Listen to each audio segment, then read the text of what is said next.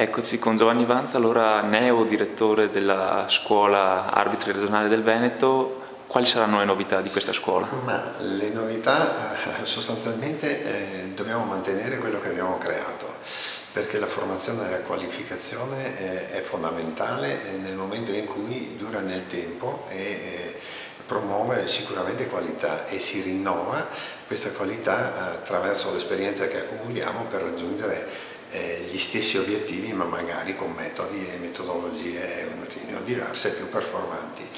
Abbiamo puntato molto sulla squadra, sul gruppo che porta idee. La qualificazione, come ho detto anche in conferenza, passa attraverso quelle esperienze motivanti e qualificanti che si possono intravedere ad esempio sugli scambi tra varie province, varie regioni di arbitri con docenze mirate, ma anche e soprattutto con strumenti adeguati al contesto.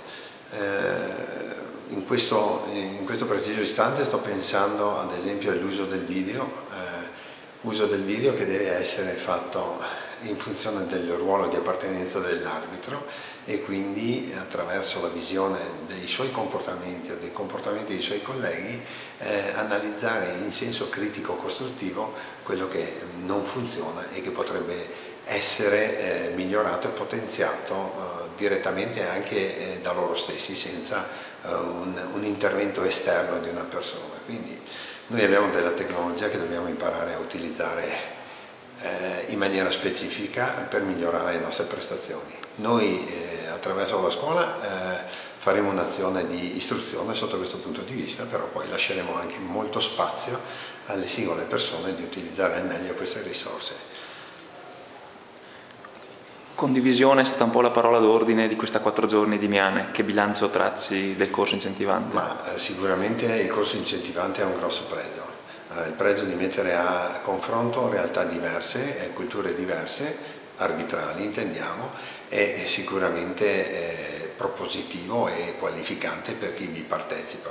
A noi vediamo che poi in ambito territoriale il ritorno di questi ragazzi è molto positivo, ritornano molto motivati e con delle aspettative anche da parte nostra molto importanti, per cui noi non ci sentiamo altro che nel dovere di doverle soddisfare e aiutare questi a migliorare sempre la prestazione, che poi è il fine del nostro scopo. Meno problemi abbiamo in campo con gli arbitri, meno problemi ha il comitato con le società e quindi le cose si appianano automaticamente da soli. Grazie allora, in bocca al lupo per... Grazie anche a voi.